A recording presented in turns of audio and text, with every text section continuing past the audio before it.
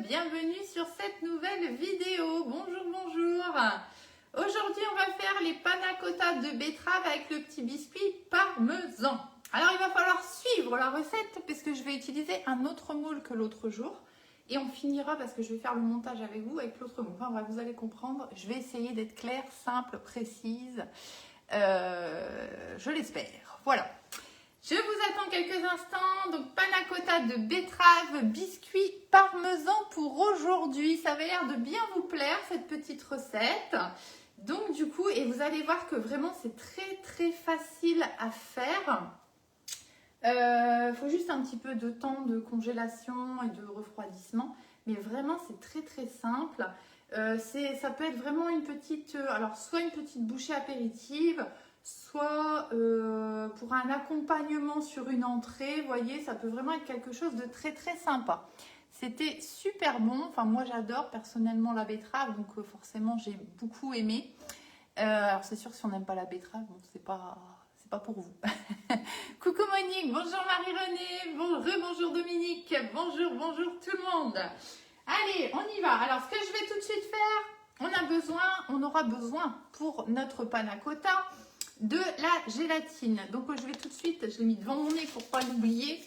On va tout de suite mettre de l'eau froide et on va réhydrater la gélatine. Mais on va commencer par le biscuit. Comme ça, je pourrais aller le mettre un petit peu au frigo en espérant que ce soit assez frais pour pouvoir aller jusqu'au bout de la recette avec vous.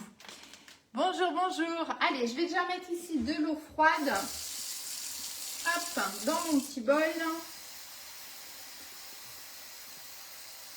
Et on va laisser ça sur le côté. Quand vous avez une recette avec de la gélatine, la première chose que vous faites, c'est justement de mettre votre gélatine à réhydrater. Comme ça, vous êtes sûr que, souvent on dit 10 minutes, on n'est pas à... Enfin, il ne faut pas la laisser 1 heure non plus, mais voilà, c'est pas, si vous laissez un peu plus longtemps, c'est pas très grave. Les quantités, moi je vais en faire une petite quantité. Je vous mettrai, alors vous avez déjà la recette avec les mini spirales qui est déjà publiée sur le blog. Je vous ai ajusté les quantités pour faire un moule complet. Ici, moi je vais faire une petite quantité.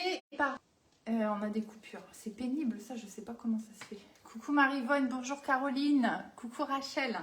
Je vous réajusterai en fait les quantités qu'il faut. Donc là, du coup, moi, ce que j'ai envie de faire, donc je vais vous montrer tout de suite parce que je suis encombrée là. Vous avez vu tout le bazar qui est à côté de moi? Je vais vous montrer tout ça. Alors, ici, sur ce panna cotta de betterave, moi, je pense, mais c'est un avis personnel, qu'il faut rester sur des petites bouchées. En grand, ça risque peut-être d'être un petit peu écœurant, lourd. Après, moi, personnellement, panna cotta, j'aime bien, mais en petite quantité. Donc, je suis peut-être pas tout à fait juste dans ce que je dis. C'est toujours pareil, ça dépend des goûts des uns et des autres. Donc, moi, ce que je vous propose, ce que je vous conseille, mais vous en faites ce que vous voulez, c'est qu'on va pouvoir utiliser vraiment des moules avec des petites empreintes, tout simplement. Donc le mini spirale, je ne l'ai pas là, il est dans le congélateur puisqu'on va finir ensemble ensuite la recette. J'en ai déjà de prête là-bas. Aujourd'hui, moi j'ai envie de le faire, on va faire sous une forme différente et on va faire des petits cubes. Voilà, ça va être assez sympa, je pense que ça devrait être sympa.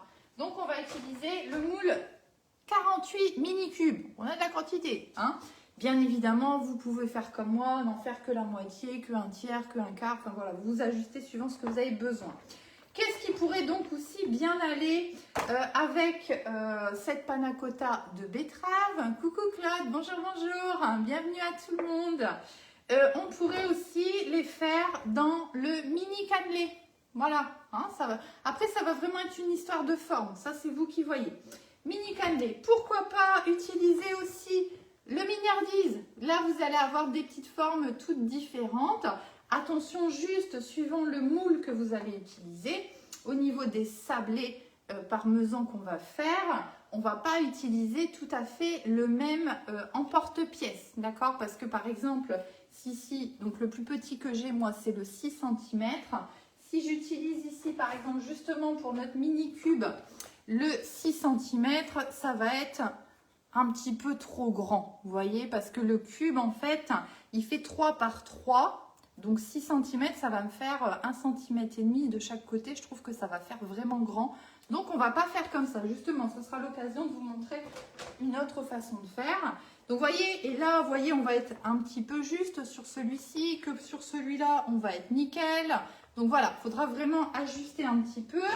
On peut aussi utiliser le nouveau moule mini donuts. Ça peut donner aussi quelque chose de très très sympa. Et pareil, bon, faut voir, hein, parce que le mini donuts, il fait 3,5 en diamètre, avec le découpoir de 6. Alors là, comme ça paraît pas démesuré.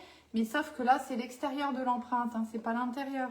Donc, moi, ça me paraît peut-être un tout petit chouïa grand. Voilà, à voir, d'accord? Donc ça, il faudra vraiment adapter au niveau des découpoirs, suivant le moule que vous voulez utiliser. Donc, peu importe, j'ai envie de dire, personnellement, je préfère rester sur de la mini empreinte. Voilà, mais... alors, j'ai pris ceux-là, on peut en avoir d'autres, hein, en mini empreinte. Vraiment, vous prenez celui que vous voulez. Mais je vous montrerai, donc on va faire, nous, avec les cubes, les petits cubes. Petits cubes, c'est très sympa. Je l'aime beaucoup, ce moule. On peut vraiment faire des petites choses très, très sympas. Et on finalisera avec le mini spirale qui est encore au congélateur. Je vous montrerai tout ça après. Ceux-là, on va s'en débarrasser pour le moment. Je les range sur le côté. Hop! Et comme je vous disais, donc nous on va faire avec ici les cubes. Tac. Et on va commencer par faire la pâte sablée au parmesan. Donc on va commencer la pâte, je vais aller la mettre au frais. Pendant ce temps-là, on fera la panna cotta de betterave. J'espère qu'il y aura assez de temps de prise au froid.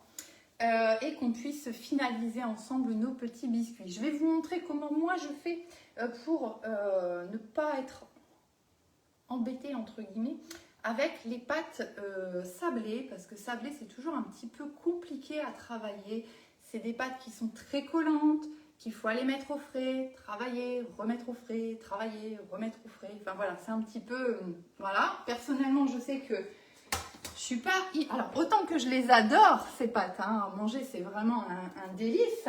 Mais à travailler, c'est une autre histoire. Donc, voilà. Allez, on y va. On va donc déjà commencer par notre pâte. Donc, j'ai bien mis ma gélatine à ramollir. Ça, c'est bon. On va prendre un petit mixeur. Alors, celui que vous avez, peu importe. Hein. Bonjour, bonjour.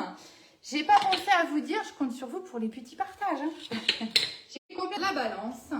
Et on va prendre tous les ingrédients qu'on a besoin pour notre pâte sablée. Donc là, c'est une pâte sablée au parmesan. Moi, je la fais au parmesan. Vous pourriez la faire au comté, au gruyère. Voilà, vraiment ce que vous voulez. Il n'y a pas de problème avec ça. Recoucou Brigitte, j'ai vu votre petit message. Enfin, j'ai aperçu votre petit message. Je vous réponds juste après. Hein. Coucou Marie-Thérèse, Maryse, bonjour, bonjour. On fait des sablés au parmesan là. Et ensuite, on va faire la panna cotta de betterave. Voilà, petite panna cotta, ça marche toujours bien. Comme je vous disais, hein, pour des petites entrées, accompagnement d'entrée, parce que sinon ça va faire vraiment mini.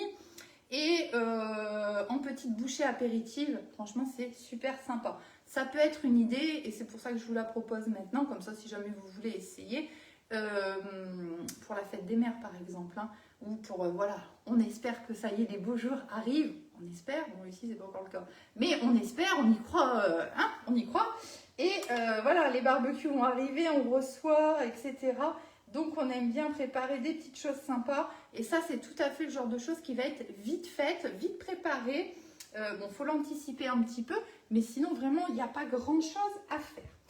Allez, on y va. Je vais mettre ici ma farine. Donc moi, je vais faire une petite quantité, donc ne vous embêtez pas avec les quantités. Je vais mettre tout bien comme il faut sur le blog, comme d'habitude, pour que vous puissiez avoir pour un moule complet. Et ensuite, vous faites comme moi, vous divisez, vous multipliez, vous faites un petit peu de maths et puis tout va bien. Hein, comme d'hab. Hop, donc je mets ma farine dans mon mixeur. Donc vous prenez le mixeur que vous avez, peu importe. Hein. Farine, c'est bon. On va rajouter notre parmesan. Donc comme je vous disais, coucou Véronique. Ah, Véronique a du soleil, tout va bien. Bon, n'hésitez pas à le partager parce qu'ici il fait gris. Hein. Alors, il nous avait annoncé une belle semaine. Hein, normalement, à partir de demain, on devait vraiment avoir un temps magnifique. Et au plus on avance dans le temps, au plus il fait de plus en plus gris et que la météo s'annonce de plus en plus grise. Bon, on verra bien. C'est pas très grave, on fera avec comme d'habitude. Coucou Françoise, bonjour Catherine, bonjour tout le monde. On va rajouter le parmesan. Allez, youka. Donc là, j'ai pas encore allumé mon four, ça sert à rien parce que vous allez voir que je vais avoir une pâte qui va être très collante, que je vais devoir aller remettre au frais. Hop. Alors, sur cette recette, le fait de faire un sablé au parmesan, forcément, le goût est prononcé au niveau du parmesan. Donc, si vous préférez faire un autre fromage, n'hésitez pas, ça marchera aussi. Coucou Brigitte. Non, désespère pas, ça va aller, hein, ça va aller. Hein. Bah, Brigitte, on croise les doigts pour que la météo, elle change pas en cours de route. Hein.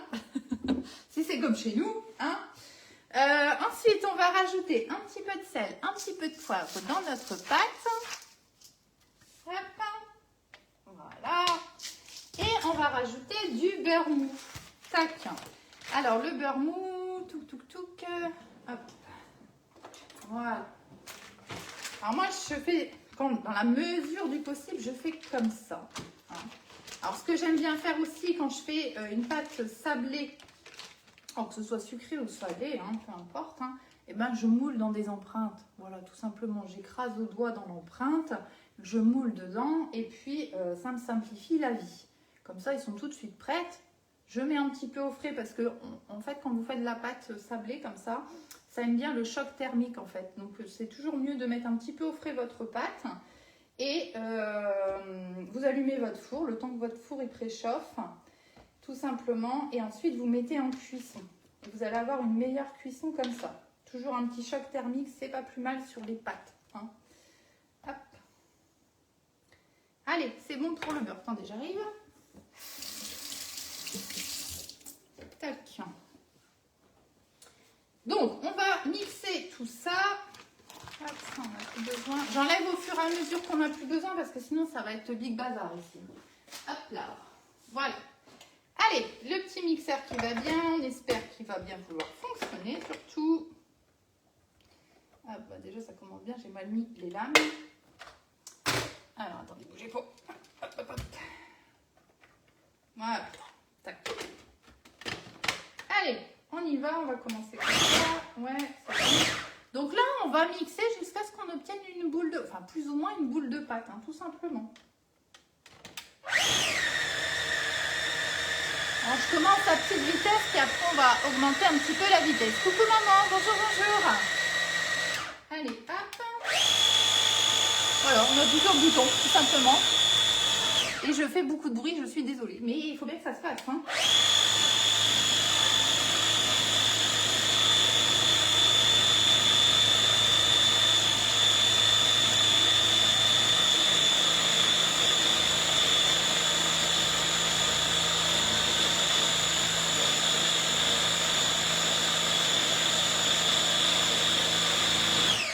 Regarder un petit peu ce que ça donne. Allez, encore un tout petit peu et puis après, c'est pas grave, on va finir de...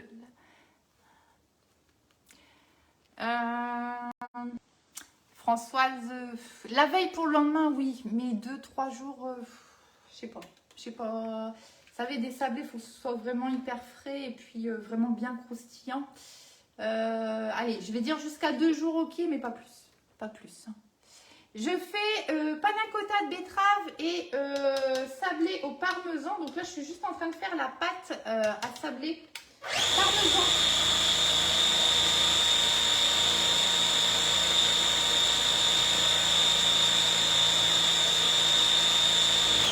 Allez, ça paraît pas trop mal. Ça, c'est bon. Donc, ce qu'on va faire, ça, on n'en a pas besoin. On va le mettre là-bas. Et donc là, c'est là où moi, je ne m'embête absolument pas. Hop, je le mélange en même temps. Je vais prendre ici ma feuille de pâtisserie, la toile de pâtisserie. Donc ça, c'est vraiment quelque chose de génial. La toile de pâtisserie, je vais la mettre à l'endroit pour vous. Moi, je m'en fiche, mais c'est pas grave. Hop, je vais juste... Alors, la toile de pâtisserie, c'est du silicone, d'accord? Donc, comme le reste de nos moules, de nos toiles de cuisson, tout est en silicone. Le silicone, ça accroche énormément les petites poussières. Donc moi, je passe toujours un petit coup en fait sur ma toile avant de l'utiliser. Par contre, ici, on ne va pas laisser d'humidité sur la toile. Donc, on va prendre un petit chiffon et on va juste l'essuyer, tout simplement. Donc, le fait qu'elle soit en silicone, ici, cette toile, eh ben, elle est vraiment accrochée à vos plans de travail. Vous voyez, enfin, là, je la soulève un peu, mais vraiment, elle reste bien fixée sur vos plans de travail. Donc, ça, c'est très appréciable. Ça ne bouge pas. On a une grande, enfin, on a de la place pour travailler. Elle est vraiment assez large. Et vous pouvez la mettre bien sûr au frigo et au congélateur sans problème, d'accord? C'est du silicone. On pourrait cuire avec, seulement pour aller mettre ça dans le four, ça va être compliqué, hein? Voilà, c'est la seule chose. Si vous n'avez pas, que vous avez plutôt celle-ci, la toile classique, c'est exactement la même chose en fait, hein? C'est juste le format qui change. Voilà, celle-ci elle est adaptée pour pouvoir rentrer dans le four. Et ici, ce qu'on a en plus, c'est qu'on a des marquages avec des centimètres, les tours de tarte, etc. Voilà, c'est la seule différence que vous avez, hein. Donc, le marquage des centimètres, c'est aussi bien pratique. Alors là, pour le coup, aujourd'hui, je ne vais pas m'en servir et je vais plutôt utiliser une petite règle. Mais il ne faut pas hésiter quand vous avez des pâtes qui vont bien à bouger. Là, je ne vais pas m'en servir parce qu'une pâte sablée, pour essayer de la bouger, ben, je vous souhaite bon courage. En tout cas, moi, je n'y arrive pas. Donc, du coup, je fais comme ça. Hop là. Donc, on a notre petite pâte sablée qui est ici. Ah, Toto, il regarde. Bon, il aime bien Toto. Il dit, ouais, chouette, je vais bien manger. Hop. Alors, je vais vider ici ma pâte. Alors, je me concentre en fait à vider ma pâte ici sur une moitié de ma toile de cuisson. Alors là, je précise quand même que je fais une petite quantité. Donc vous, quand vous allez diviser votre pâte en 2 ou en 3 et le faire en plusieurs fois si vous voulez utiliser la même méthode que moi. Parce que vous allez voir que moi, je vais me simplifier la vie. Donc là, je suis juste en train de mouler, vous voyez, hein, pour avoir à peu près une boule. Voilà, parce que j'ai encore des petits morceaux un petit peu à droite, à gauche. Donc vous voyez, je vais juste voilà, malaxer un petit peu dans mes mains. Voilà, pour avoir une boule, ok? Vous voyez à peu près la taille de ma moule. Voilà, comme ça, je la mets dans ma main pour vous donner une idée. Et voilà, je vais me mettre ici sur la moitié de ma toile de cuisson, de ma toile de pâtisserie, pardon. Et je me mets au milieu, ok? Voilà. Je vais prendre mon rouleau à pâtisserie. Je laisse ici mes petits marquages. Hein. Vous savez, on a les petits trous qu'on peut enlever si on souhaite, hein, pour être plus plat, en fait, hein. Mais ça nous aide en fait à avoir quelque chose de régulier. Donc on a 3 niveaux, c'est des petites rondelles que vous pouvez enlever. Vous voyez, si je veux une épaisseur un petit peu plus fine. Alors je aurais pu vous dire exactement les épaisseurs, mais si vous avez besoin du détail, hein, je peux vous le donner. Donc on utilise ou on n'utilise pas en fait ces petits trous, voilà, qui vont nous guider tout simplement pour avoir une épaisseur suivant ce qu'on veut. Donc moi je vais laisser les 3 roues. Hop.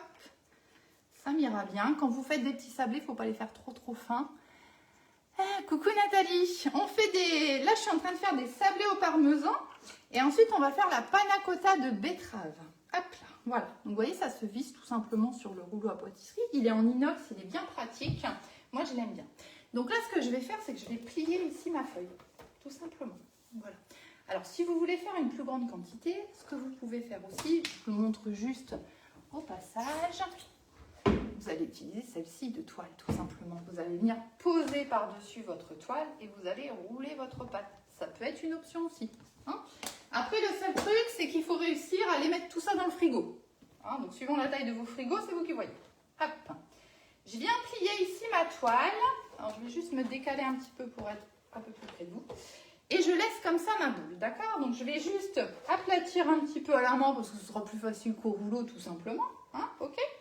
Et maintenant, je vais prendre mon rouleau à pâtisserie et je vais étaler ma pâte, tout simplement. Hop. Voilà, je vais changer de côté. Voilà. Alors, à travers, en fait, je vois ma pâte, hein, évoluer et avancer. Si je l'ouvre, vous allez voir. Hop, vous voyez, ça marche très très bien. Vous voyez que ça marche assez bien. Hop. On va refermer. On va continuer d'étaler un petit peu. Et quand je vois qu'elle ne bouge plus, eh ben, je sais que voilà, elle est étalée de façon régulière grâce mes petits trous ici qui me donnent la limite en fait de l'épaisseur. Donc là, je pense qu'on ne doit pas être trop mal. On va refaire un petit coup dans l'autre sens. Hop. Voilà. Et moi, j'adore parce que j'en ai pas plein les mains. Hein, vous me connaissez, hein, vous savez hein, que ça, c'est vraiment un truc que j'aime pas du tout. Bon, ça fait partie de la cuisine, hein, mais moi, personnellement, si je peux essayer d'avoir des petites techniques pour pas m'en mettre plein les mains, ça me va très bien. Hop. Voilà. On est impec. On va prendre ici, donc je vous remontre en espérant que ce ne soit pas trop collé, parce que là, au plus je travaille, au plus ma pâte se réchauffe, au plus ça va devenir un petit peu compliqué de la travailler. Vous voyez, j'ai déjà un morceau là qui est venu se coller sur l'autre côté, mais c'est pas grave, vous inquiétez pas. Hop, on va la reposer. Hop, je vais juste repasser du coup un petit coup de rouleau dessus. Voilà. On va prendre une plaque alu, on va mettre ça dessus et on met ça au frigo. Parce que là, si j'essaye de découper, en fait, ma pâte, elle s'est déjà réchauffée. Et si j'essaye de faire, alors, avec un emporte-pièce ou avec une petite règle, etc., vous allez avoir du mal, en fait, votre pâte, elle va rester collée sur la toile, alors mais que vous fassiez comme ça ou autrement, c'est pareil. Coucou Colette. Vous n'allez pas réussir, en fait, à décoller vos petits morceaux de pâte pour avoir une jolie forme régulière. En fait, ça va s'arracher, ça va se déformer. Donc, ce qu'on fait, on remet au frigo tout simplement. Je vais mettre ça au frigo et je reviens tout de suite.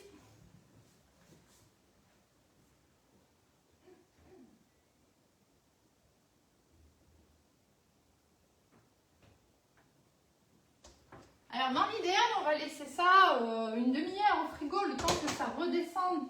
Donc, 10h20, bon, on verra si on est juste ou pas. Hein, c'est pas grave, on s'en arrangera. Alors, maintenant, je vais juste mettre ça ici pour protéger mon plan de travail. Ça, on en aura besoin après. On va donc maintenant préparer notre panna cotta de betterave le temps que notre pâte refroidisse. Donc, il me faut une casserole. Il nous faut la gélatine que j'ai posée là. Donc, on avait déjà mis à tremper hein, la gélatine. Il nous faut des betteraves. Ça, ce sera après pour finaliser la déco. Il nous faut, je ne sais pas si j'en ai assez. Je vais aller voir sinon au frigo. Il nous faut de la crème liquide entière. Important, crème liquide entière, c'est mieux. Betterave, gélatine. Et ben voilà, on a tout ce qu'il nous faut. Donc, je vais juste aller chercher un petit peu de crème liquide parce que là, je ne vais pas en avoir assez. Et il nous faut notre balance. Hop, voilà. Tac. Donc je m'excuse, j'ai pas pensé, j'ai sorti une brique, mais j'ai pas pensé à en sortir une deuxième. Je reviens, je vais chercher de la crème liquide entière.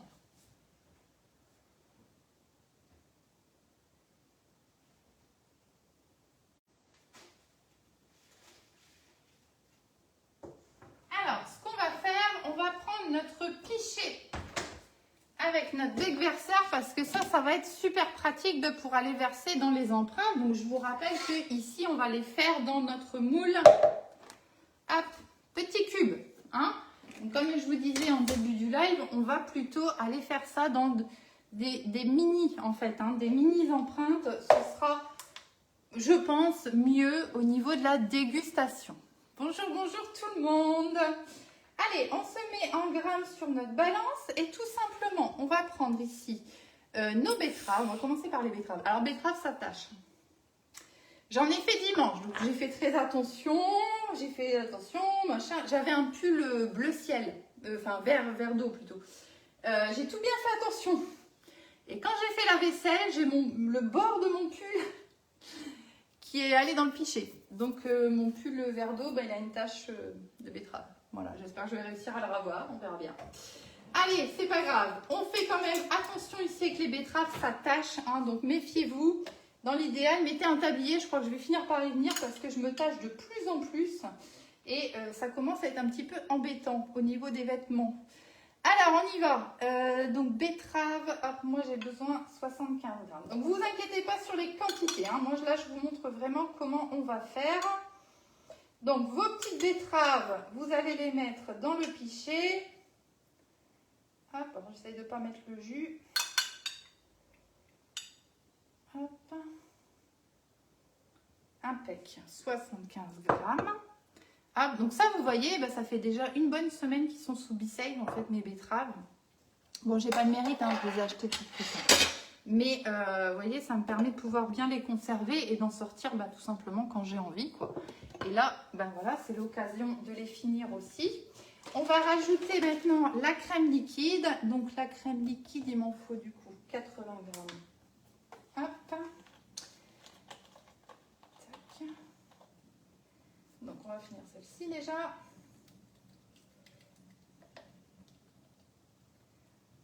Hop. Voilà. Bonjour, bonjour tout le monde. Là, je suis en train de faire la panna cotta de betterave. Et on va finir après nos petits sablés au parmesan. Bonjour Séverine, bonjour Catherine, bonjour tout le monde.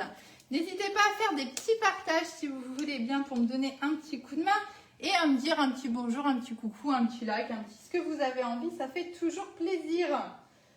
Hop. Voilà, 80 grammes. Donc oui, ne vous embêtez pas avec les quantités parce que je vais réajuster pour le moule complet. Moi, c'est sûr que j'aurai pas un moule complet avec cette quantité-là. On va prendre ici le mixeur plongeant. Tac. Ça, je crois que j'en ai plus besoin. Hop, on va la ranger comme ça, on est tranquille.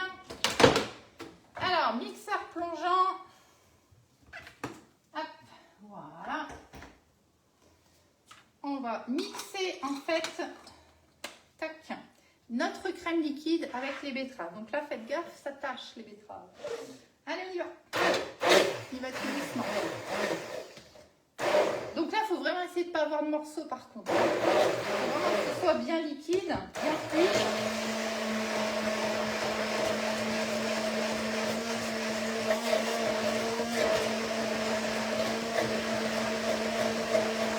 Hop. Ce que je vais juste rajouter un petit peu. Alors là, ce que je vais faire, parce que je sais qu'il y a des personnes qui n'aiment pas, mais voilà, chacun fait comme il a envie. On va, vous voyez, en fait, le fait d'avoir mélangé ici ma betterave avec ma crème liquide, alors, hop, voilà, je pense que là, vous voyez. Vous voyez, ça fait rose passé, hein, la couleur de la betterave, elle est un petit peu passée. Donc, ce que je vais faire, je vais rajouter un tout petit peu de colorant rouge. Mais ça, c'est optionnel. Si vous ne voulez pas le faire, vous ne le faites pas. Hein. Voilà. Alors, moi, j'utilise plutôt des colorants en poudre. Qui sont d'ailleurs en vente chez Guy de Marle. Donc on met un tout petit peu. Quand vous utilisez des colorants, allez-y vraiment progressivement. Hop, parce que ça peut vraiment vite colorer tout simplement. Alors on va remettre le mixeur et on recommence.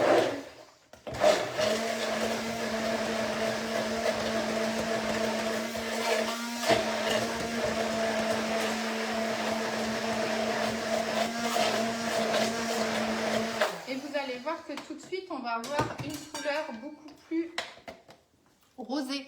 Vous voyez la différence? Voilà, mon rose, il est plus palichon, on va dire. Hop.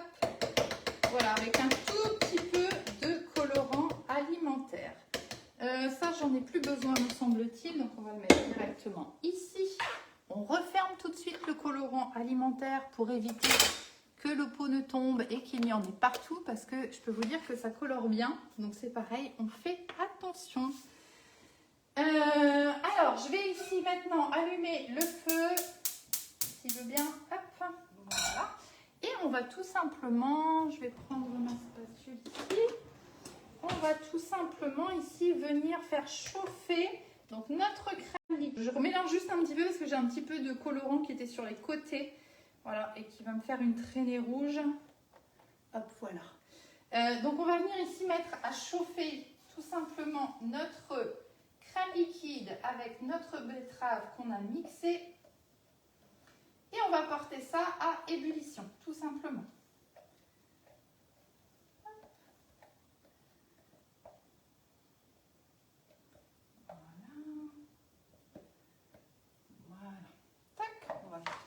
On va préparer ici notre gélatine. Je vais enlever ici le fil peut-être. Pouf. Voilà. Je vais changer de feu pour aller plus vite. Tac, voilà. Donc bien sûr, là, tous les produits, en gros, que je suis en train de vous montrer. Bon, il n'y a aucun problème, Claude, il n'y a aucun problème. Les produits, bien sûr, que je suis en train de vous montrer, eh bien, vous, pour la plupart, vous les retrouvez sur le site Guy de Marle, la boutique en ligne. Et n'hésitez pas à me mentionner comme conseillère lors de vos commandes. Moi, je m'appelle Stéphanie Ardens et vous allez me trouver plus facilement avec mon code postal 59630. Voilà, donc on va laisser monter en ébullition. Ça va très très vite, hein. Très vite. Hein. Hop. Voilà. Toc. Et ensuite, eh bien, tout simplement, on va rajouter notre gélatine à l'intérieur. Voilà, on y est déjà. Tac, on va couper le feu. Je vais juste rester là, parce que ma casserole elle est chaude. Je vais prendre ici ma gélatine que j'ai donc réhydratée maintenant depuis un petit moment. Hein. Hop. Il était 10h20, je crois, quand on avait mis les sablés. Je me souviens plus déjà. Hop, je prends ma gélatine, je les sors bien et je vais venir ici la mettre dans ma casserole. Et je mélange jusqu'à ce que je ne la vois plus. Et on fait attention aux éclaboussures. Hop. Voilà. Alors la gélatine, quand vous faites de la gélatine, assurez-vous vraiment que ce soit bien fondu. La gélatine, il faut toujours la dissoudre dans quelque chose de chaud. Hein, sinon, elle ne va pas se dissoudre. Et ça, c'est important parce que je peux vous dire que celui qui va tomber sur un bout de gélatine, il ne va pas se régaler. Hein. Ça va être dégueulasse. Voilà. Hein, ça, c'est dit. Donc vraiment, il faut faire attention à vraiment bien la dissoudre. Hein. Donc là, je pense qu'on est bon. Donc ça, ici, on n'a plus besoin. Voilà. Et tout simplement, on va venir reverser ici dans notre pichet.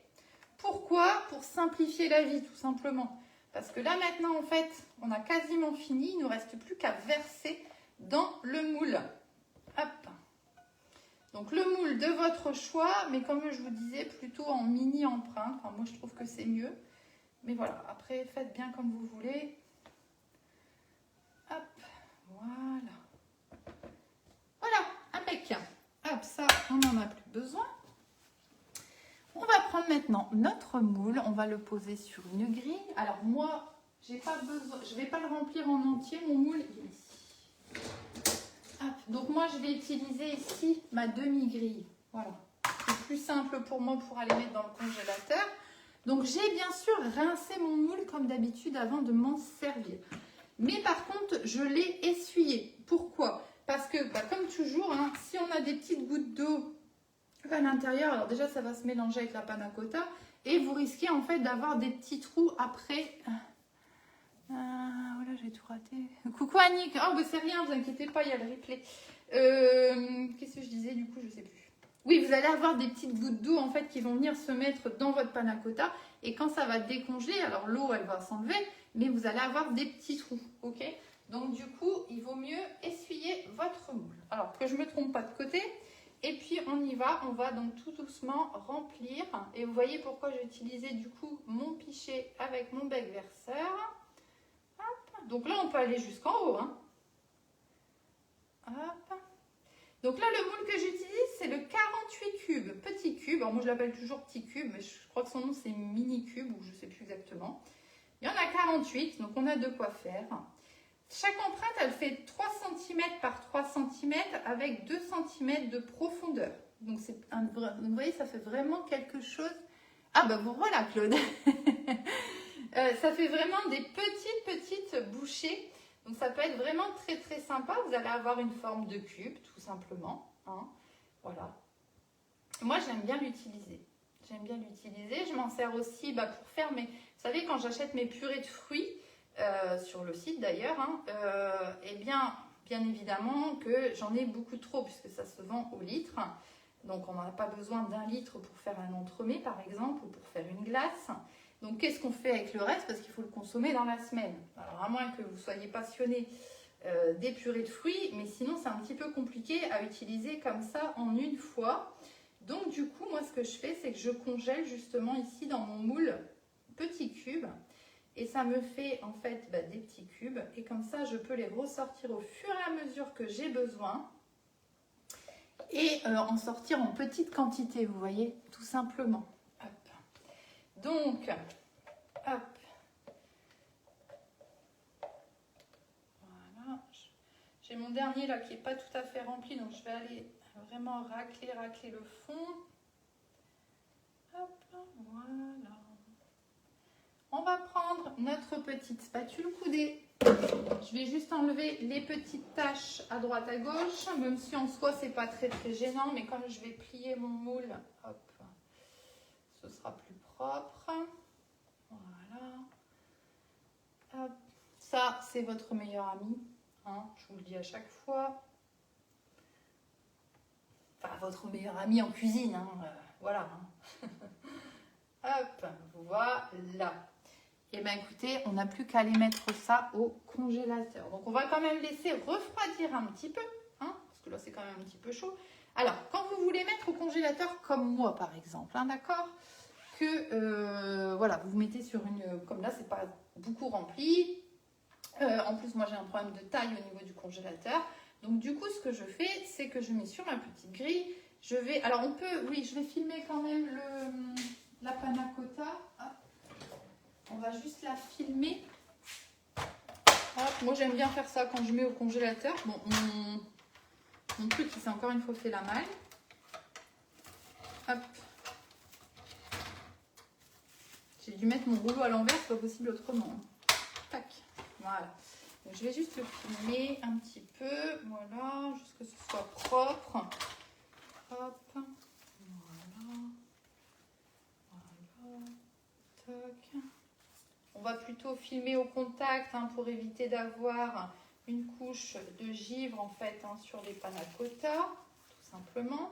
Et donc ce que je vous disais, si vous êtes comme moi, vous n'avez pas énormément de place, etc., eh bien, que vous utilisez un demi-moule, eh bien, vous pouvez plier votre moule en deux. La seule chose que vous allez faire attention, parce que là, je vais aller mettre ça après au congélateur, la seule chose qu'il faudra faire attention, vous voyez, c'est de ne pas avoir ici une pliure nette. Voyez, donc c'est-à-dire que vous n'allez rien poser sur votre moule dans le congélateur, vous allez le laisser comme ça. À partir du moment où c'est arrondi, il n'y a aucun risque, mais vraiment aucun risque.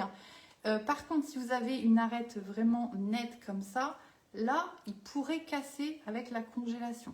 Hein, donc assurez-vous toujours que ce soit bien arrondi en fait à la pliure et vous pouvez y aller sans problème. Donc là, on va laisser refroidir un petit peu ça. Et puis, on va continuer. Je pense qu'on doit être pas trop mal, 20 minutes. Ça devrait bien se passer, je pense, hein, au niveau de notre sablé.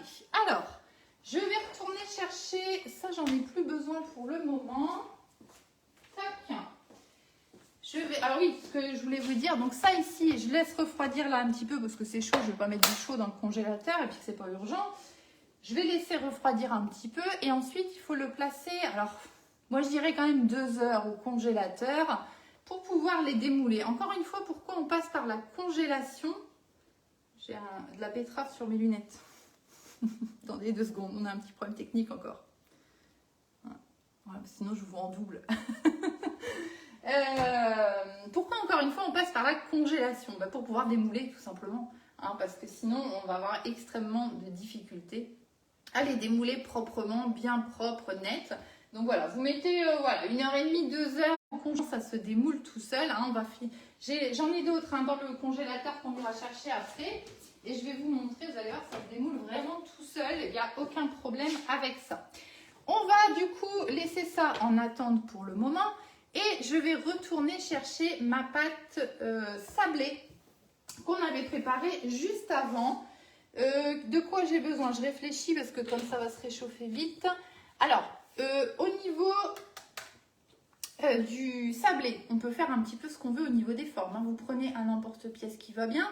Comme je vous disais, voilà, être cohérent par rapport à la taille en fait ici de votre empreinte et la taille de votre emporte-pièce. Voilà, que ça dépasse un petit peu mais que ce ne soit pas non plus énormissime. Ça, c'est quand même mieux. Donc ici, comme on est sur des petits carrés de 3 par 3, moi, je vais prendre une règle et je vais faire des carrés de 4 par 4. Voilà, comme ça va être sympa. Ça devrait être juste bien. Je vais juste vérifier qu'est-ce que ça me donne si je fais 4 cm. Oui, bah écoutez, moi ça me paraît pas mal. Ça va faire juste un petit plus qui va dépasser du gâteau et ça va être sympa. Donc on va partir là-dessus. Allez, je vais chercher ma pâte, tout simplement. Je reviens.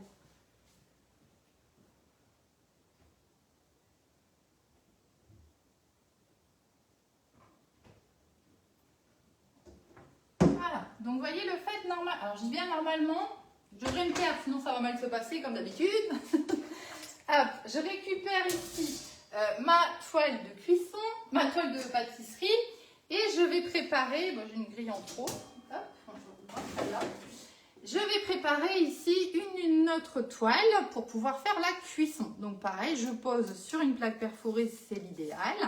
Et alors, bah là, des sablés, l'idéal, c'est la toile boulangère, hein, c'est la toile qui est micro-aérée qui va vous permettre de cuire de façon optimale en fait vos petits sablés. Du sablé, on veut du croustillant.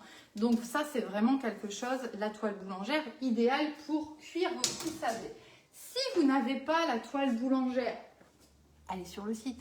Mais sinon, vous pouvez bien sûr prendre celle-ci, la toile normale, hein, d'accord, pour cuire vos petits sablés et ça ira très très bien aussi. Mais vous aurez moins de croustillant, voilà, c'est la seule différence. Alors, hop, je vais me mettre dans l'autre sens pour être plus loin, pour que vous puissiez voir. Donc là, vous voyez, ma pâte, eh bien, elle a bien refroidi. Bien presque, refroidi. Donc, on va pas très loin. On va prendre ici, donc moi, je prends le couteau pelle à tarte. Pourquoi? Parce qu'on ne coupe pas sur nos toiles de cuisson, quelles qu'elles soient, avec un couteau. Parce que sinon, vous allez avoir des petits problèmes. Alors, on va se dépêcher. On va déjà ici... Alors, on y va. On va faire 4 cm. Hein. Hop. Donc, je vais déjà couper net comme ça. Tac. On va faire des 4 cm. Alors, si je ne suis pas trop mauvaise en maths, normalement, ça nous fait 4, 8, 12,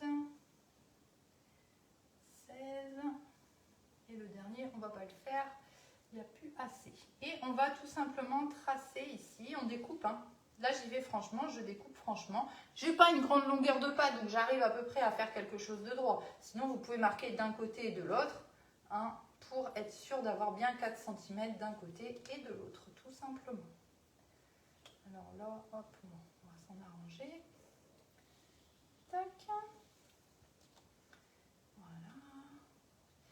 Si entre deux, votre pâte, vous voyez qu'elle redevient collante, que c'est un petit peu compliqué, vous remettez au frais, c'est pas un souci, ok? Alors, bah non, je sais pas pourquoi je change de... On va plutôt bouger la règle, hein, tout simplement. Hop. Donc là, par contre, alors je vais regarder où est-ce que c'est droit. On va déjà couper ici. Hop. Et ensuite, on va refaire des petits carrés de 4. Alors. Hop, 4, 8, 12. On n'ira pas plus loin. Hop. Et on refait des petites bandes. Bon, jusque-là, je pense que vous avez bien compris l'idée. On essaye de se mettre droit. Tac. Hop.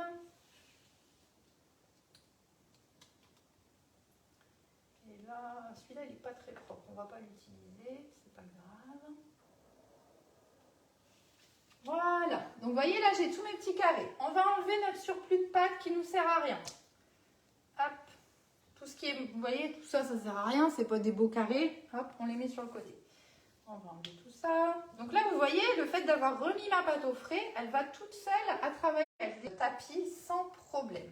Alors là, je vais changer d'outil parce que je préfère, parce qu'ici, on a, voilà, c'est un petit peu large, on va dire. Donc du coup, je préfère utiliser ici ma petite spatule coudée pour décoller mes petits carrés. Hop, alors celui-là, il n'est pas beau non plus, on va l'enlever. Vous voyez, j'ai un... Il est troué, donc ça ne va pas. Mais c'est pas grave, on va retravailler en fait notre pâte après.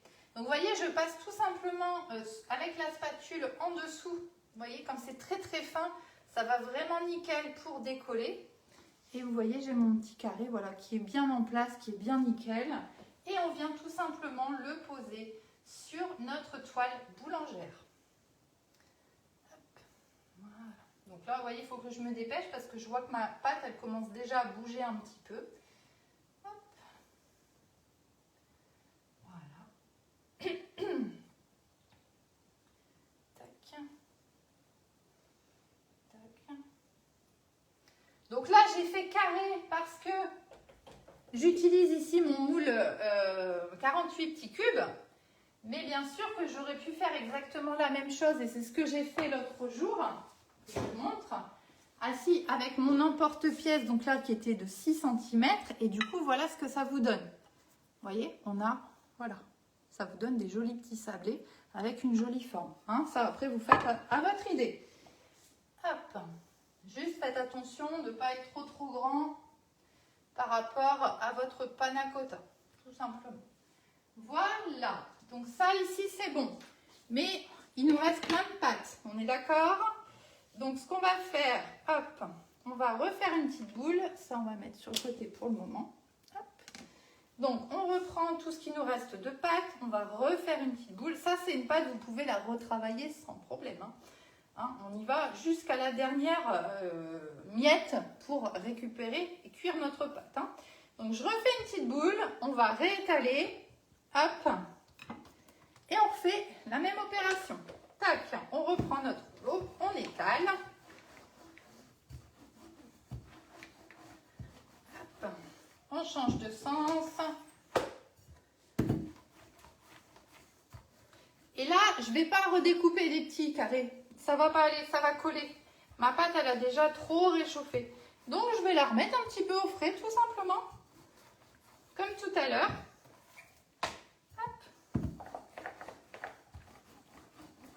Voilà. Ah bah, vous voyez qu'elle colle, hein. Toc, voilà. Donc, vous voyez, j'ai réétalé tout simplement. Vous voyez qu'elle commence déjà à bien coller. Hop, voilà. Donc, je vais la remettre un petit coup au frais. Bon, là, après, je ne le ferai pas avec vous. Mais je ferai exactement la même opération. Je vais redécouper des petits carrés. Et puis, voilà, jusqu'à ce que je n'ai plus de pâte, tout simplement. À un moment donné, vous allez avoir vraiment des toutes petites chutes. Et bien, c'est pas grave, vous coupez des petits morceaux, vous faites des petits ronds, vous les écrasez, peu importe. Et vous les mettez aussi sur votre toile et vous allez bien sûr les cuire et les manger, hein, bien évidemment. Donc du coup ici, je reprends une plaque. On va remettre au frais notre toile de pâtisserie, mais on va aussi mettre ceci au frais. Comme je vous disais, hein, ils aiment bien les chocs thermiques. Du coup, en fait, je vais attendre ma prochaine fournée que je vais découper pour tout cuire en même temps puisque j'ai encore de la place sur ma toile. Les petits sablés, on va les cuire à 180 degrés, une dizaine de minutes. Hein, vous surveillez, dès qu'ils sont bien colorés, c'est bon, c'est cuit. Il n'y a pas de souci avec ça. Hein, suivant la taille, c'est toujours pareil, ça va être plus ou moins au niveau de la cuisson. Alors, je vais remettre tout ça au frais. Je reviens.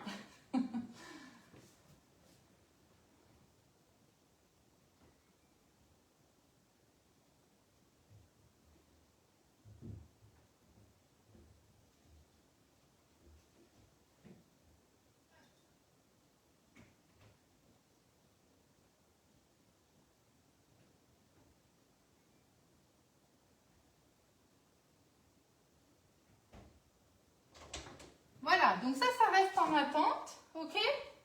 Donc pendant encore une fois, une vingtaine de minutes environ, hein, tout simplement. Hein. Je vais reprendre ici ma... Hop. C'est juste pour protéger mon plan de travail. Hein. Donc là maintenant, on va vraiment finaliser. En fait, donc une fois que vous avez fait tout ça, vous avez mis ça pendant 1h30 à 2h au congélateur. Vous avez cuit vos petits biscuits, vous les avez laissés bien refroidir, ok?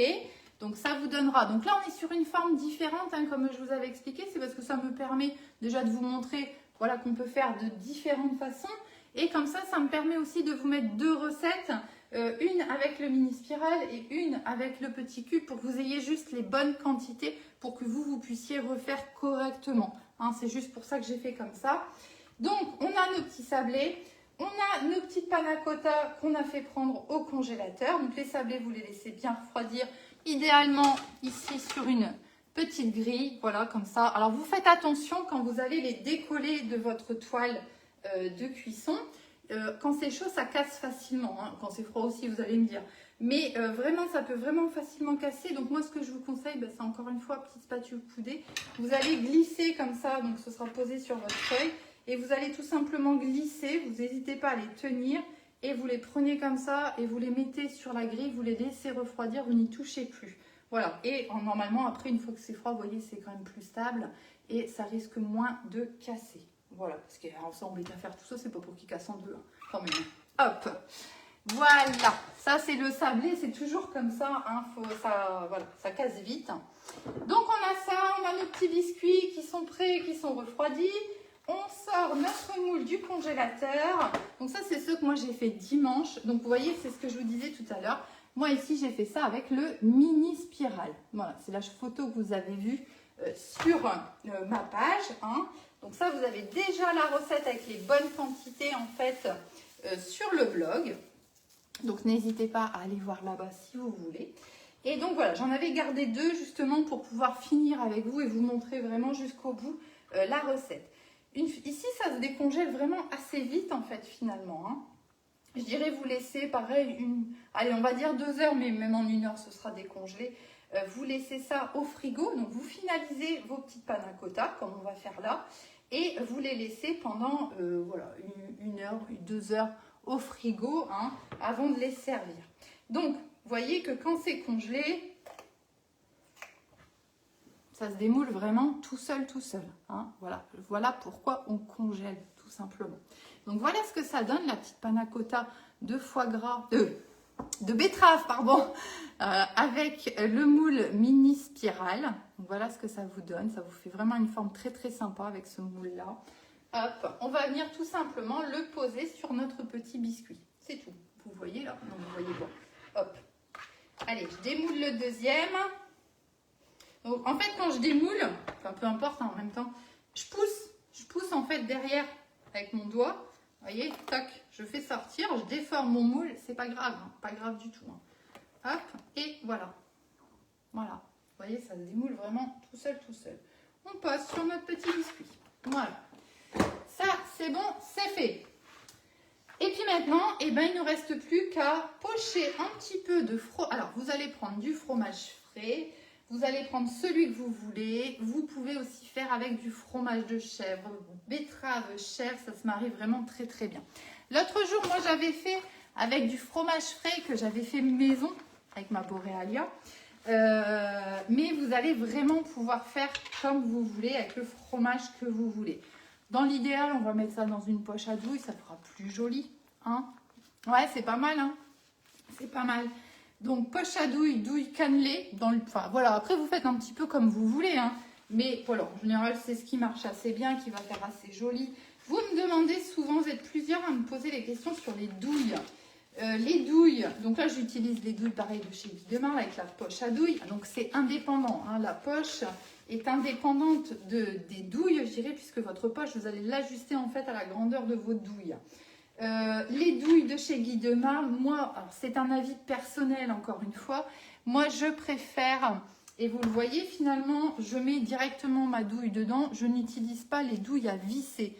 Je trouve personnellement qu'elles sont difficiles à dévisser. Mais c'est, voilà, chacun... Ouais, bah on verra Colette, on verra ce que ça va donner. On verra. Donc voilà, moi je préfère les douilles normales. Après, au niveau des douilles en elles-mêmes, alors sauf si vous voulez vous lancer ou si vous êtes une pro, mais à ce moment-là, je pense que vous n'êtes pas ici déjà pour commencer. Si vous êtes une pro, sauf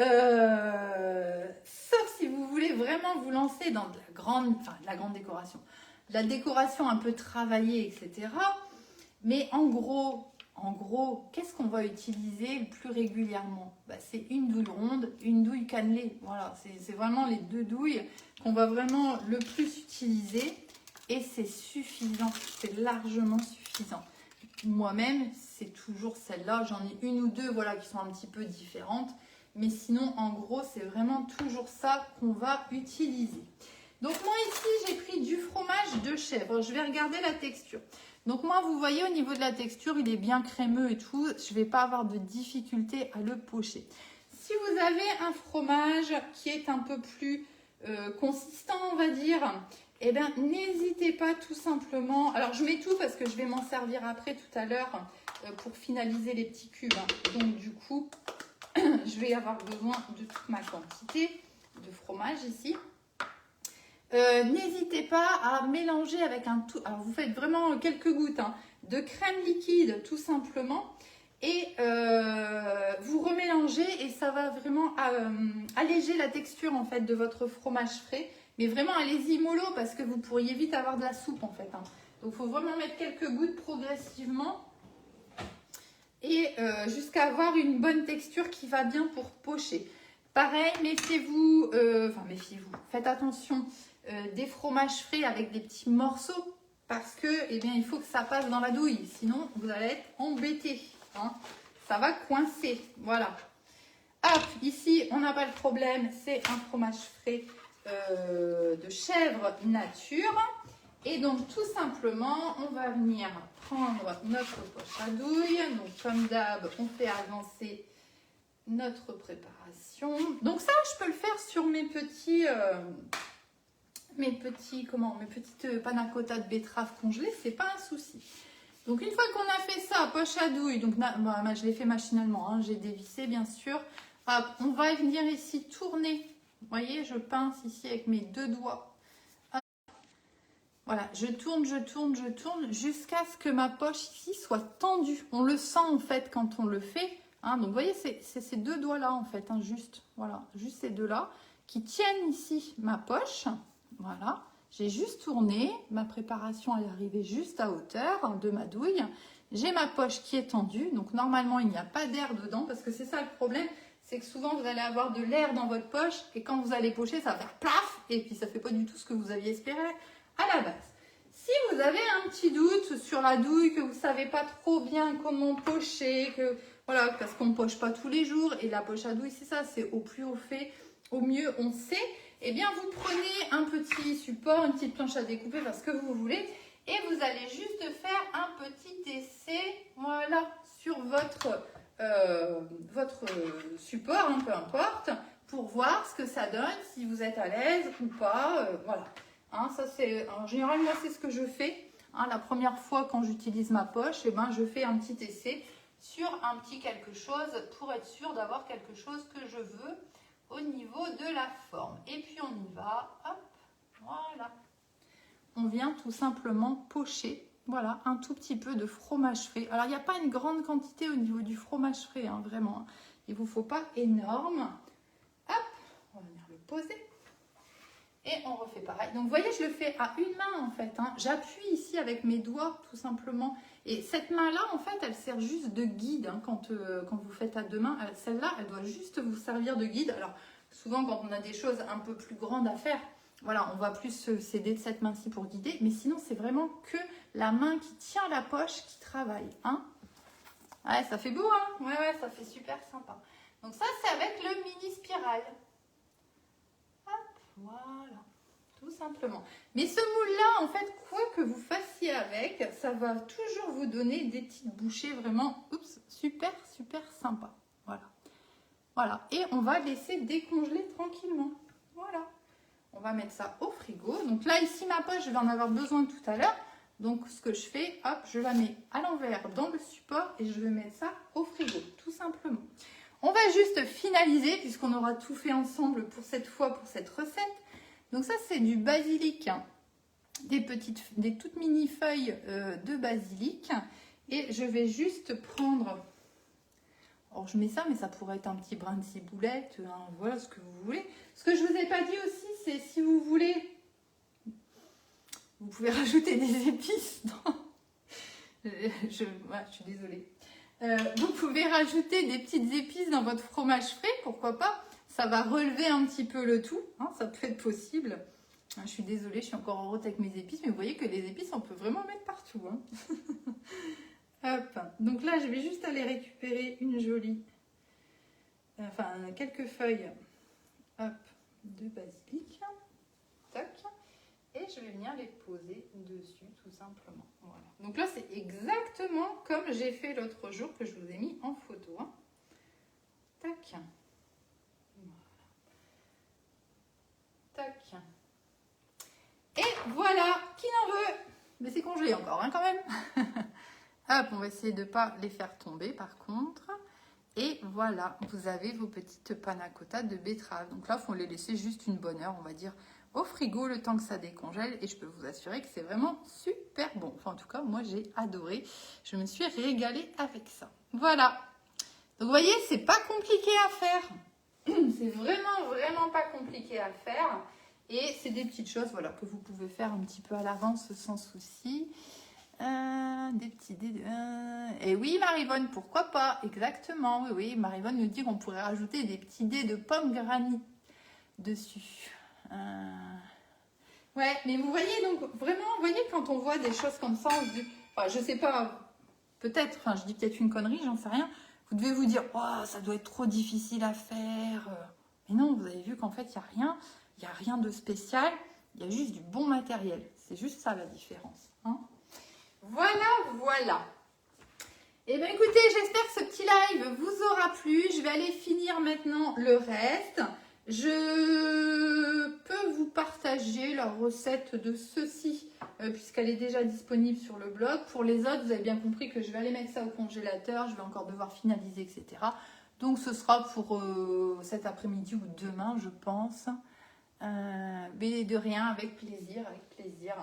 Voilà, vous voyez, là, je trouve que c'est vraiment bien représenté les moules Guy de Marle, parce que vous avez vraiment tout de suite un truc qui fait waouh sur la table, qui est bon à manger, parce qu'il ne faut pas oublier ça, hein, c'est bien que ce soit beau, mais il faut que ce soit bon, et qui finalement est très simple à faire, et qui est à la portée de tous. Et c'est vraiment ça l'esprit Guy de Marle aussi, c'est voilà, de rendre des choses waouh, tout en restant vraiment accessible à tout le monde, avec des ingrédients simples, hein, on n'a rien mis d'extraordinaire, de coûteux ou quoi que ce soit. Donc voilà, donc je trouve que cette petite recette, et je trouve, voilà, c'est pour ça que je voulais la faire avec vous, et ben elle est vraiment très représentative, en tout cas de moi, l'image que je me fais de Guy de Marle et de tous les moules et ustensiles qu'il nous propose pour nous simplifier la vie, pour avoir vraiment des jolies choses sur nos tables et des bonnes choses à manger. Voilà. Allez, je vous laisse tranquille. Moi, je vais aller faire les kilomètres de vaisselle parce que vous ne voyez pas, mais il y en a partout. Je vais aussi finir tous mes petits carrés, etc. Et puis, si vous avez besoin de quelque chose, n'hésitez pas à me contacter. Vous avez la boutique Guy de Marle aussi pour voir tout ce qu'on propose comme moule. Et si vous n'avez pas de conseillère ou que vous avez envie de me choisir comme conseillère, 59 630 Stéphanie Ardence. Je vous souhaite une belle journée et je vous dis à très très bientôt pour de nouvelles recettes. Bonne journée à tout le monde.